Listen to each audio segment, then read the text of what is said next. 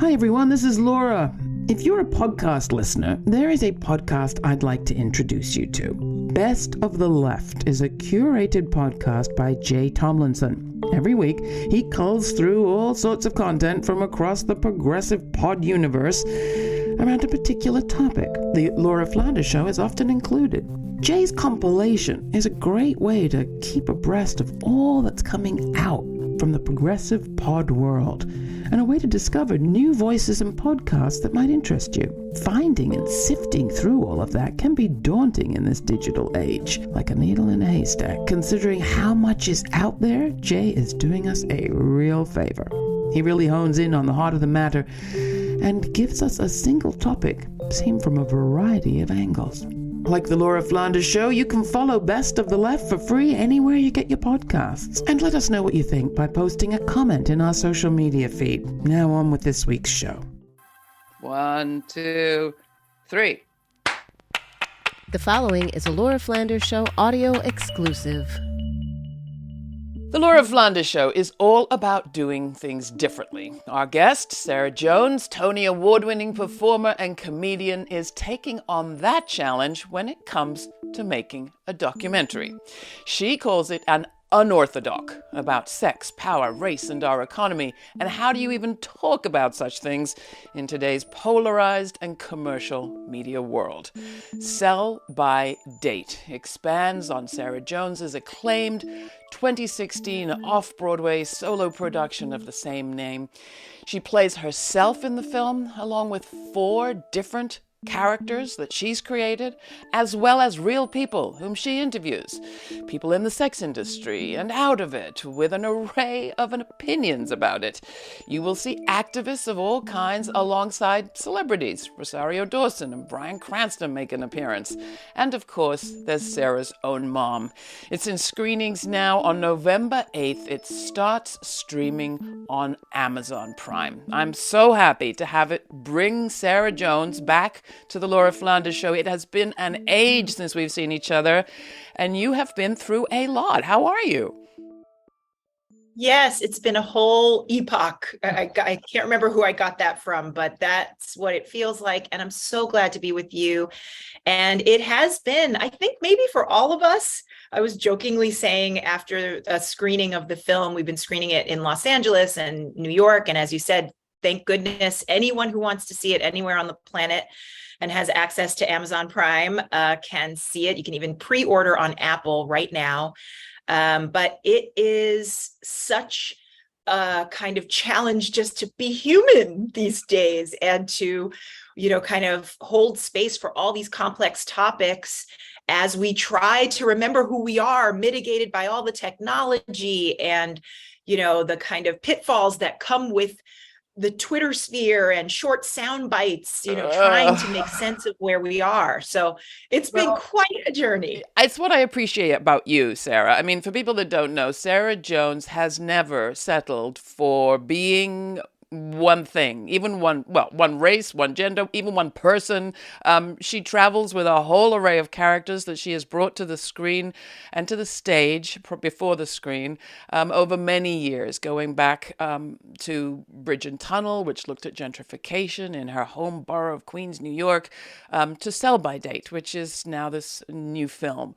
Tell us a little bit. I mean, many people will say the film is about sex and decriminalization of the industry and how do we have healthy attitudes towards sex. To me, though, it's really about what you've always been about, which is how do you hold many identities, ideas, and, opinions at the same time? Well, it's so funny, Laura. So my characters are fans of yours, and I will let them maybe speak to your question. Hi there, Laura, sweetheart. I don't know if you can say sweetheart anymore. I don't want to say the wrong thing. Anyway, my name is Lorraine. Sarah is the very nice young Black girl performer who you just met. She calls herself Black. Again, I don't want to get into trouble, but she puts on her shows, what she calls her one-person shows. And really, that means she takes the credit and makes us come out here and do all the work. Anyway, Lorraine has been with me since the Bridge and Tunnel days. And Lorraine. Love Lorraine. And like my other characters, she has an opinion, right, on women, sex, power as a senior herself in a world that often, I think, sort of separates, the youth and sexuality from, being a person of a certain age. And I guess what, you're not supposed to have any sexuality. And so in the play, which inspired the film, Lorraine actually gives a monologue talking a little bit about something very vulnerable, potentially taboo, stigmatized, which is her own sexuality. How do we even talk about that, right? For women of her generation, God forbid you should, step out of the cultural norms that minimized women's sexuality and made it all about the very heteronormative male gaze. So just for her to be engaging in this conversation at all is sort of mind-blowing for her. And I love the idea of bringing, hi, my name is Bella. Hi, Laura. This is amazing. PBS, like all day.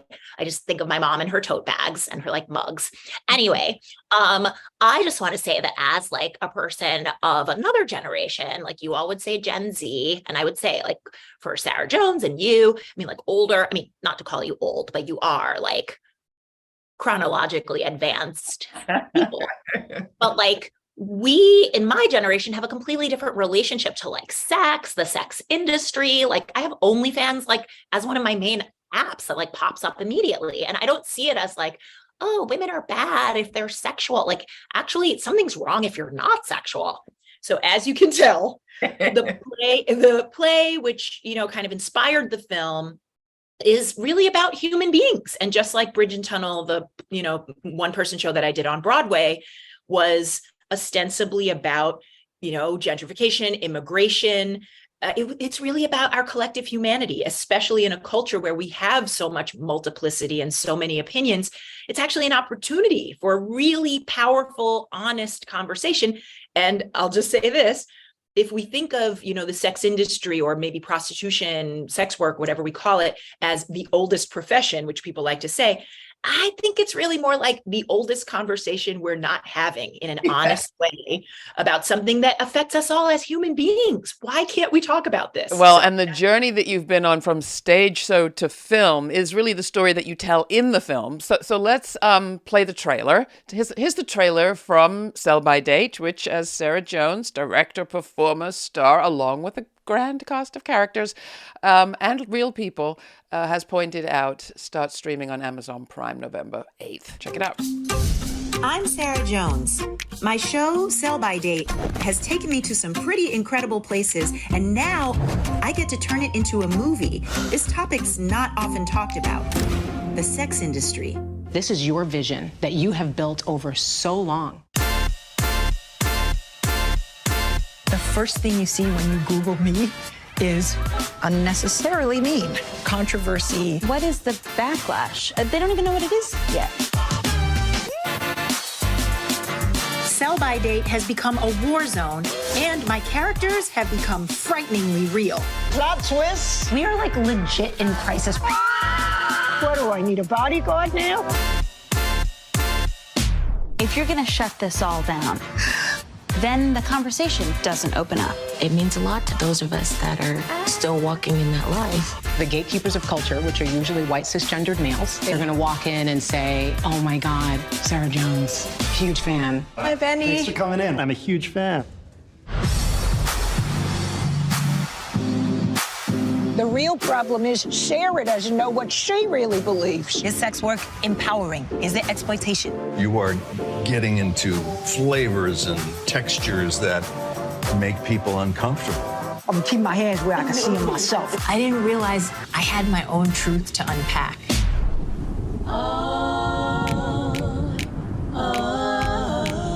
I wish we lived in a reality where I could tell just one side of a story, but that's not the world we're in. This was your destiny to do this show. We still don't control our own narratives. People have walked all over us and portrayed us in this light that continues to be negative. We're underestimated, no matter how high we can climb. A lot of people don't know the real history. My hope is I get to make the movie that speaks to all of this.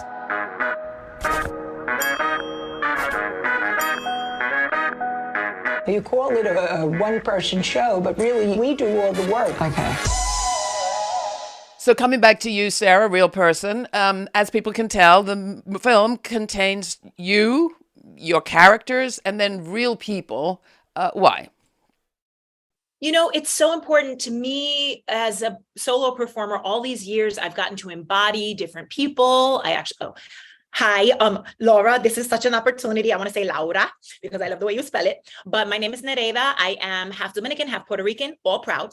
And I am a women's rights advocate. I am very clear that the lives of women and girls, and the ways that the patriarchy that we are seeing all around us, right? We have Roe v. Wade, we have the Dobbs decision. We can see in our society that as women, it's almost like we're going backwards sometimes. And so I really wanted to be part of this conversation as a woman of color, but also just like for all of us as women and, people across the gender spectrum, non-binary people and men need to be involved in this conversation. Like anytime there's a question of women and power, it's a men's issue because they're the ones doing the dominating. And obviously, if we could fix this, we would have by now. Okay, so bringing Nereida and all of those other voices in has always been a great, kind of fun and hopefully unusual way to talk about what matters to me as an artist on stage. But with film, there's so many tricks and you can edit and, I can turn into different characters and it sort of isn't that interesting when you can watch the Avengers or whatever it is and kind of have magic happening. I wanted to see if we could use this medium in ways that I can't, kind of present these ideas in the theater. Enter real people, the real people who gave me the privilege of hearing their stories. I got to interview people in the sex industry, whether they call themselves sex workers, whether they call themselves survivors.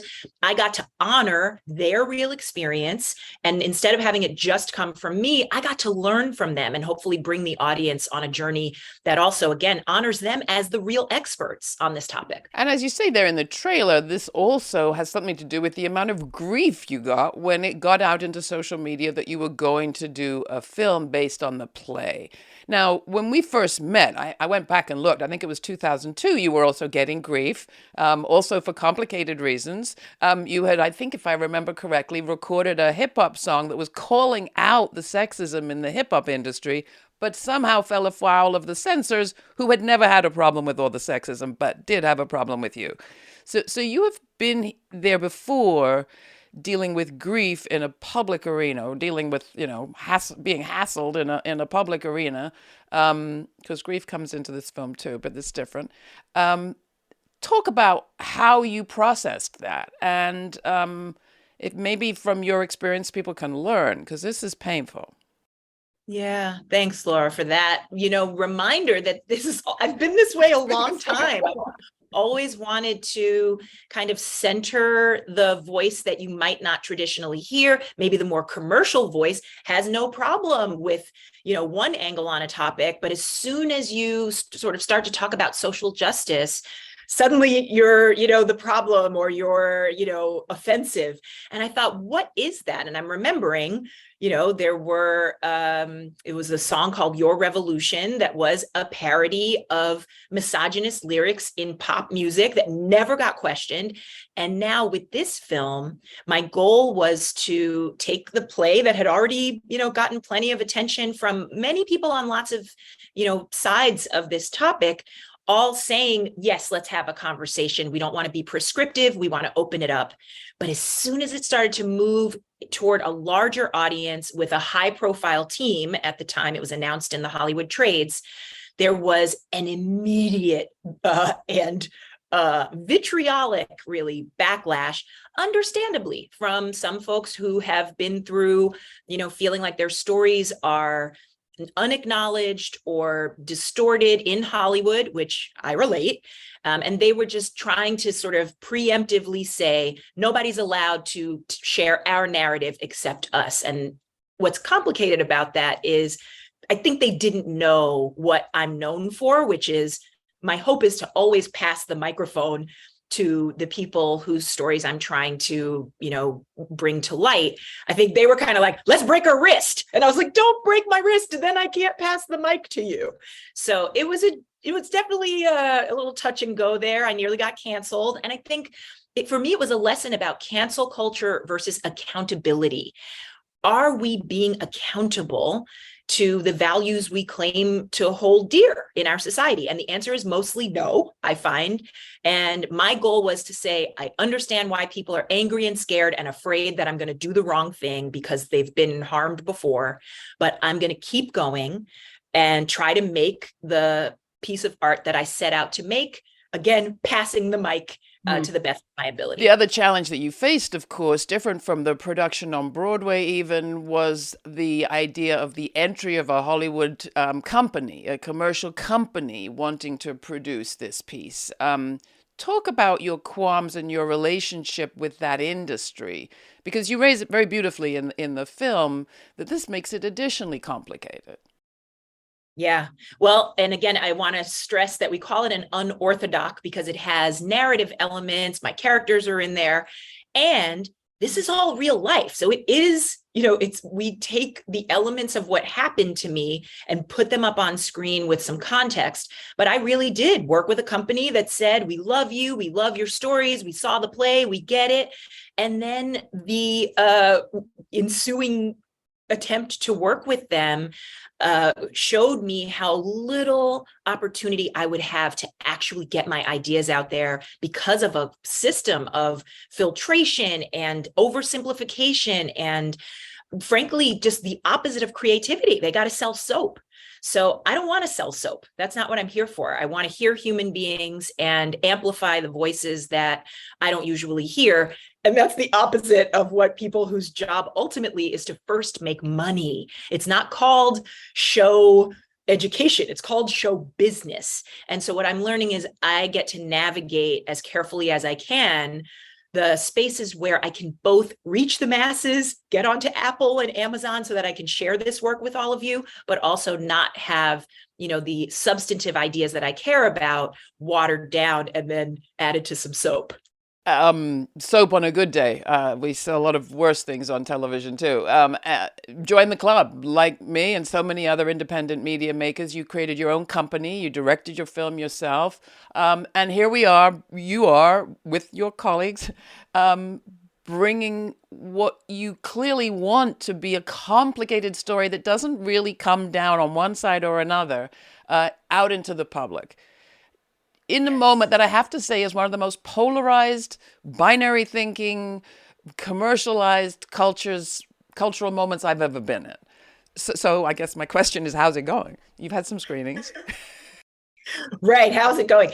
I will say this, audiences are king, queen, and non-binary, non-hierarchical, kind of leaders in all of this.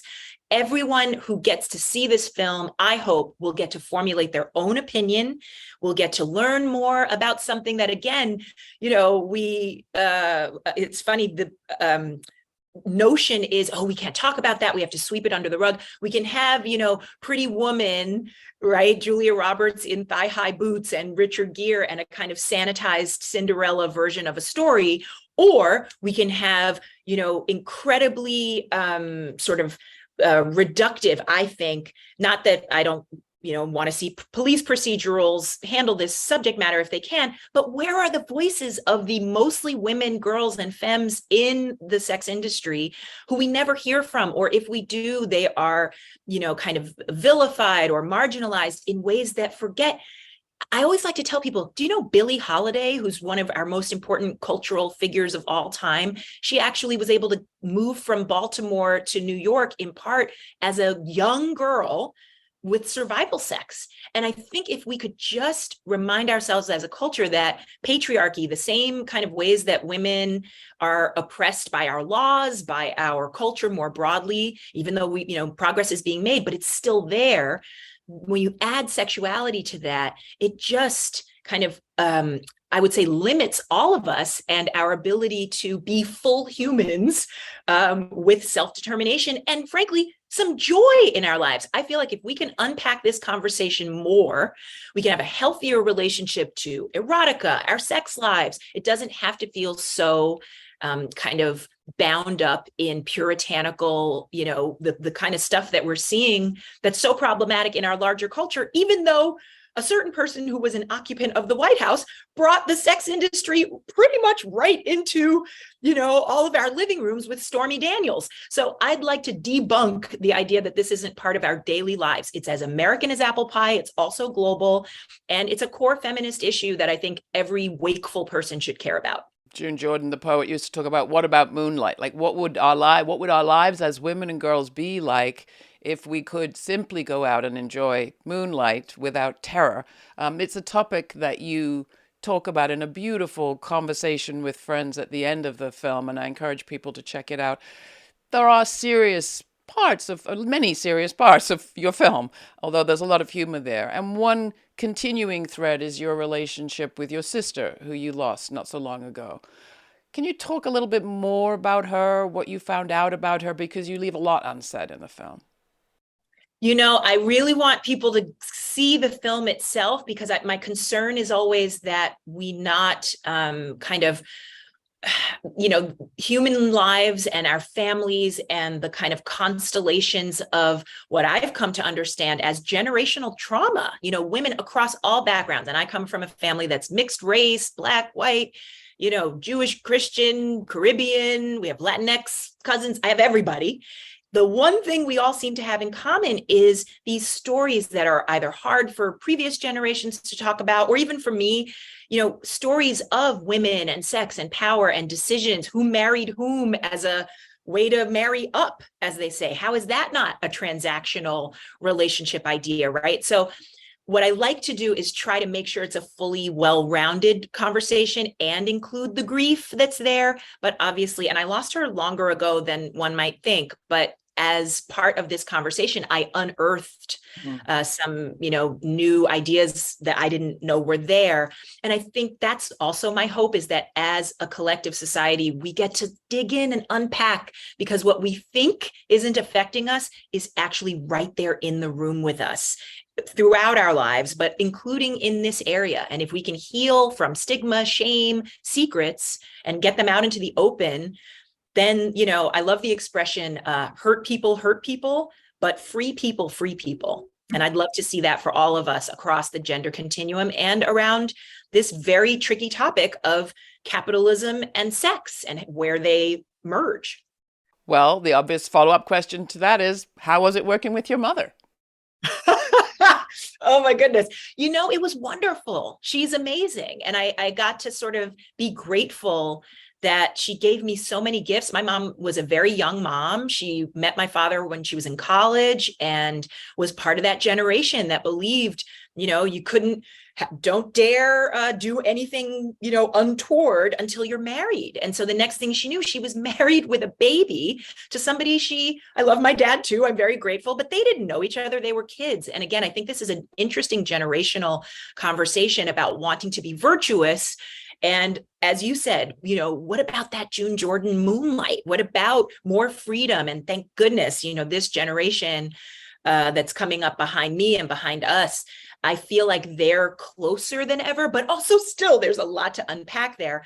But my mom, she's an OBGYN, so she was sort of drawn to medical school and literally helping women, give life and or do whatever reproductive, medical procedures were appropriate for them. So I just want to say that. Shout out to access to abortion and reproductive health. My mother would say it, and anyone else who cares about women would say the same.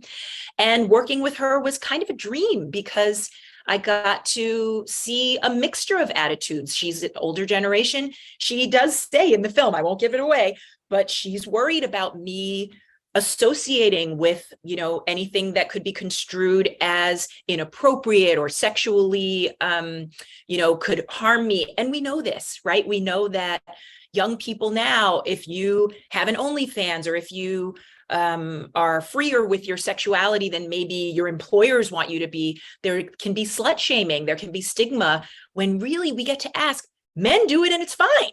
Or the wholesome Midwestern family, sorry to attack the Midwest, the wholesome family anywhere who goes out to a football game with their kids and then goes to Hooters afterward. How is that so different? It's still the sex industry on the side of your wings, if you think about it. So I want us to collapse some of these, ideas about what is ladylike. Can we just get rid of that altogether and start to talk more honestly? Now, you do have a certain very entrepreneurial Bronx taxi driver that comes along with you. He has a very interesting perspective on all this. Do you think his attitude's changed participating with you in this film?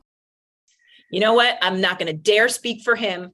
What's good, Laura? You know what I mean? It's me, it's Rashid. Thank you for inviting me. I'm the only dude Sarah Jones brought with her on a journey. But like she said, and I want to shout out an organization called A Call to Men. My man Ted Bunch, they co-founded an organization that wants to talk about men and how, you know what I'm saying, women and sex and all of that. If we ain't careful, it hurts us. You know what I mean? There's statistics about men, you know, watching too much porn. It creates anxiety. It makes your depression worse, all of that. So this ain't just about, you know, trying to be good to the women or ladies or whatever's the respectful term for y'all right now. Again, I mean, it's a minefield out there. But I'm saying I don't want to get canceled, but I also don't want to be living my life not really having my own relationship to all of this that's honest. I mean, I know when I was a little kid, the pressure on little boys, you know, you got to be a man. I wasn't ready to be no man. I don't want to know about ladies yet. You know what I mean? And what if you got my cousin is gay? All of that. So I want to talk about it all too. It's just not easy sometimes. So thank you for giving us a space for that. You know what I mean? Real talk. Love me some Rashid. He has his own relationship. And I think it's really important to say, you know, Bryan Cranston in the film kind of shares something about his youth that just, it really touched me, that anytime there's hierarchy and oppression and marginalization, the way we have of women and femmes in this industry, the people who are doing the buying, I'm not saying that anyone who buys sex is a bad person or anything like that. I'm not saying the sex industry is something we have to shut down. I'm saying let's look more honestly at whether this is serving all of us the way we think it is, or is there some kind of way forward that incorporates all of the rest of the awakening that we're all trying to do? I've talked to lots of people with many opinions on this subject on this show, and some have also reminded me, you care so much about women in work. Let's talk about women in a lot of different workplaces and how they're exploited. And you mentioned earlier, what this possibility of survival sex work has meant to people to get by at times. And I think we're all involved in a conversation of how do we get out of a carceral response to everything? Send in the cops, send people to prison, punishment as the only solution we feel like we've come up with the pain points, as somebody put it on our show not so long ago, in our lives. I really appreciate the work that you do, and you bring an enormous amount of joy to it. I know it's not been easy. I really know it's not been easy. And you give us some hints of that in Sell by Date. I do encourage people to check out more about the film, but I'm curious, you've now launched your independent production, your entertainment company, Foment. What do you intend to do? Do you have a plan for something next? And how has it been working with Meryl Streep? Well, those are all great questions. And I thank you. You're reminding me, there's, even in the midst of what can feel like such a tumultuous and challenging time, there is more space than ever, right? For independent thought, independent media, like you, those who I admire and look to.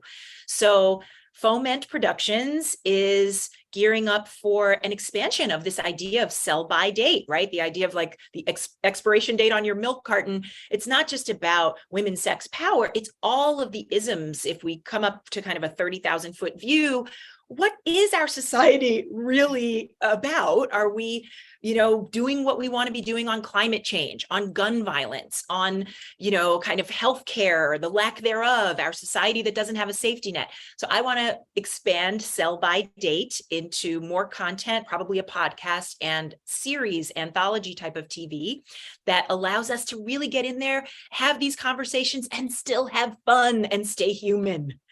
We can do it, Laura, as you know. Small goal there, but I'm with you. Maybe we'll get you back. I want to get you back on doing some of that right here. We have various ways of ending these conversations, and one that I'd like to ask you, I don't know if your characters want to respond, but we say, what do you think is the story that the future will tell of this moment? What do you think, looking, 50 years, what do you think's the story that moment will tell about this one? It's funny you ask that, Laura, because the play Sell by Date was set in the future.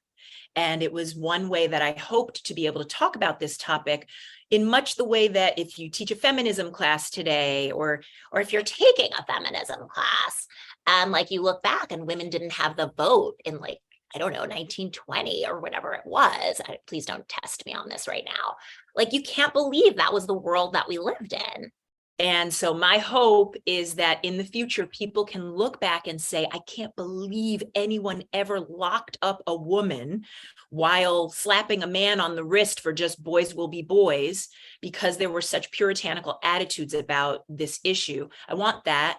I also want to see what happens. We were talking a little bit earlier about social media, and folks can find me there because, for better and worse, it is the place where a huge conversation can happen about this globally.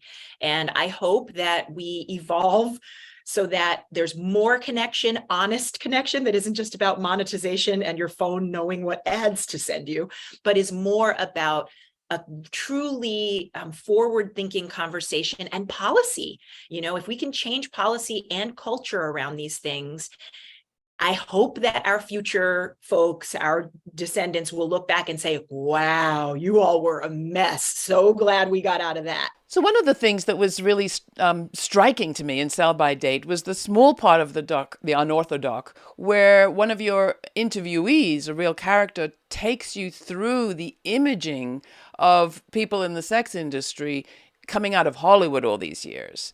And I guess one question I would have for you is, you know, what were some of the images that you went into or ideas that you had that changed in the course of this production?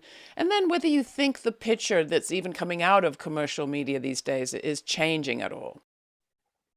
Yeah, I do remember from my earliest childhood kind of impressions of women and sex and sexuality, that whether it was, you know, little pops of the wisecracking, often women of color, prostitutes on the street, streetwalkers, right? That was the idea. And they were sort of this stereotype, but not human. I remember thinking, those don't feel like human beings to me.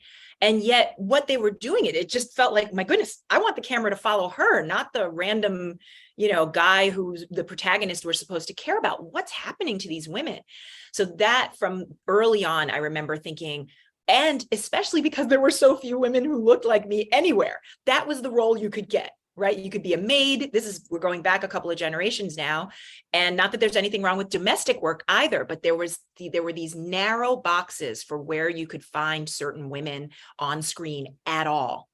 And I'm also remembering that, for example, Woody Allen, I think the only woman of color he ever had in a film with like a speaking role. I want to be careful about this, but certainly a speaking role that I remember is a great actor, character actor named Hazel Goodman, beautiful, you know, brown-skinned actress who I think her name was Cookie in his film. But the point is, I loved Woody Allen. And it wasn't until I looked back and thought, oh my goodness, like this is, you know, a really marginalized conversation and kind of narrow lane that certain women, and again, the kind of stereotype, the over-sexualization, without giving, you know, credit for their humanity in addition to these other facets of their lives, that I definitely wanted to look at from the time I was a kid. And I'll also say, now I look back and I think, oh, Woody Allen, you know, you look at relationships to women and power dynamics and possible abuse. And I think there is something that we get to look at there that when I'm a kid, it's my spidey senses kind of saying something feels off here, whether it was reading Lolita in high school, you know, and thinking, this doesn't quite feel like we, you know, shouldn't we be talking a little bit more about this context?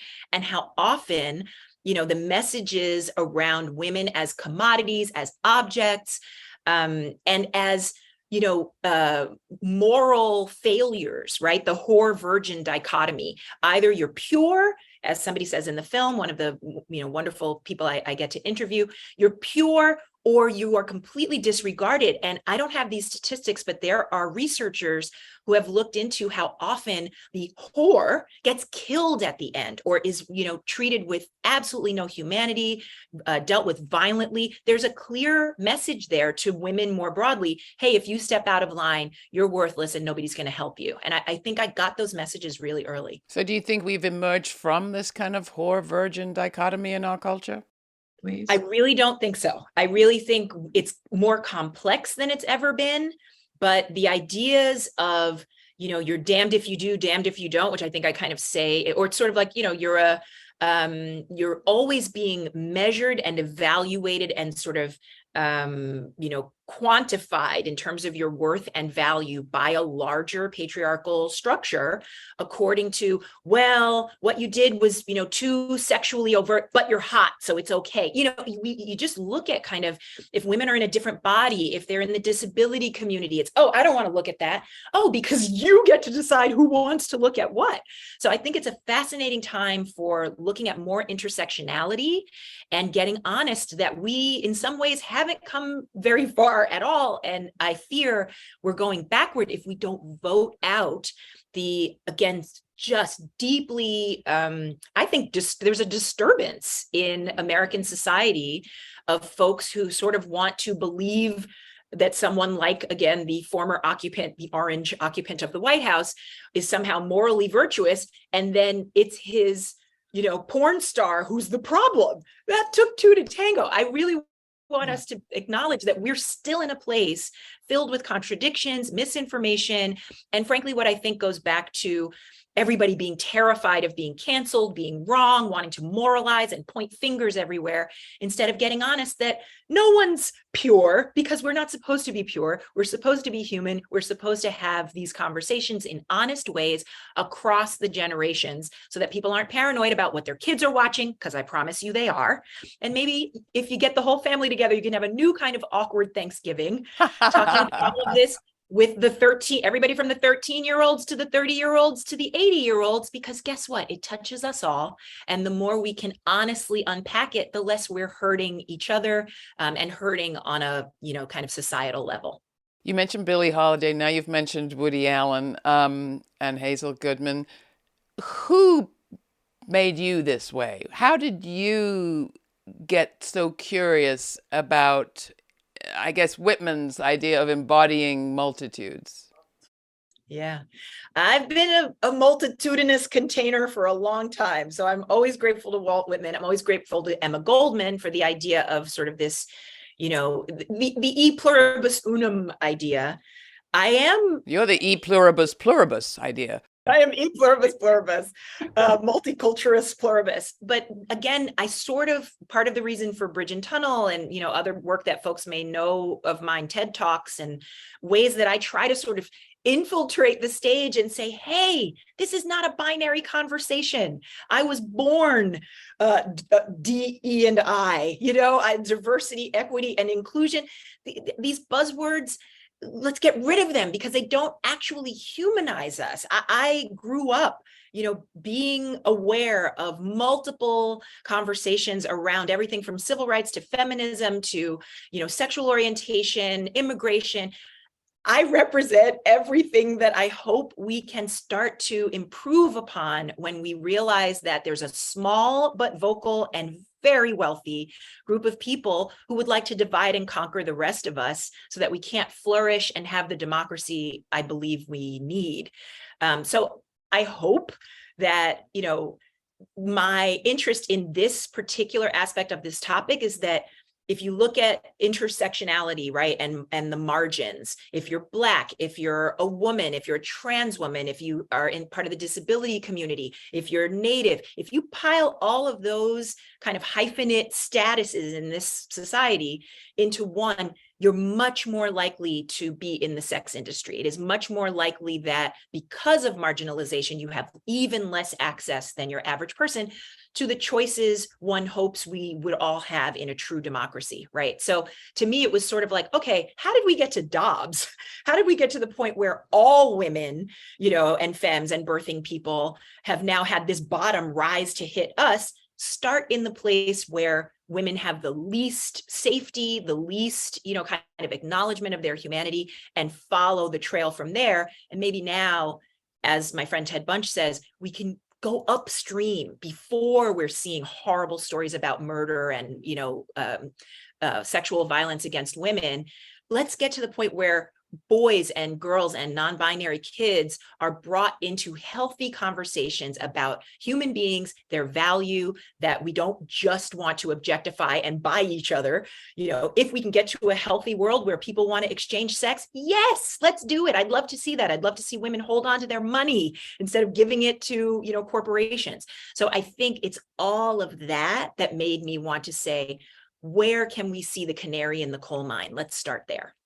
Well, you bring with you many characters who've been with you a long time. And I guess one of the questions I have is, has a character emerged? Maybe we won't meet them today, but in this period, are we going to see a COVID gen character anytime soon? You just might. I wish I could say more than that, but I'll be back. And hopefully when, we've had a little bit more time, I feel like there's a time of gestation happening now. And it's all flying at us so fast and furiously. I'm kind of like, well, where would this person be from? And, is it a hybrid? A person who's sort of one of my characters who's loosely based on real family, friends, neighbors. I have a South Asian character who I think about a lot, because in the global South, we have to have these conversations, and we do in the film, about kind of the relationship between countries and their economies and sex work and all of that. And I thought, but what if she is living in France? And so she's saying, Mesdames et Messieurs, vous voudriez quelque chose? I just think we're in such a moment of global migration, interconnection, and conversation about freedom and liberation. And so, peut-être, si vous parlez français, vous allez m'entendre parler avec un accent indien, et pourquoi pas? Nous sommes des citoyens du monde. If you don't speak any French, that's a long way of saying stay tuned. If anyone can handle the new global reality, you can. Sarah, I appreciate you so much, and I think we've got all we need, and I know that you have... I don't like to condense or contract or cut the poems of the great poet and writer June Jordan, but I do want to give you a taste of her poem To Take Back the Night. Here's June. What about moonlight?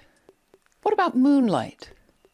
What about watching for the moon behind the locked doors and bolted shut bedrooms and the blind side of Venetian blinds, and cowering under the kitchen table and struggling from the car and wrestling head down when the surprise, when the stranger, when the surprise, when the coach, when the surprise, when the priest, when the surprise, when the doctor, when the surprise, when the family, when the surprise, when the lover, when the surprise, when the friend, when the surprise lacerates your throat, constricted into no more sound. Who will whisper, what about moonlight?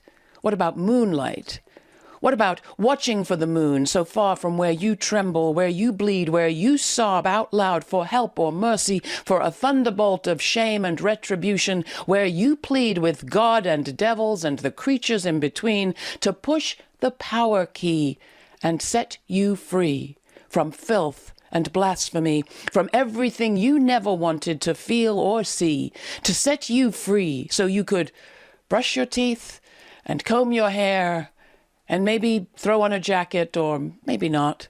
You running, curious and so excited, and running into the night, only asking, what about the moonlight?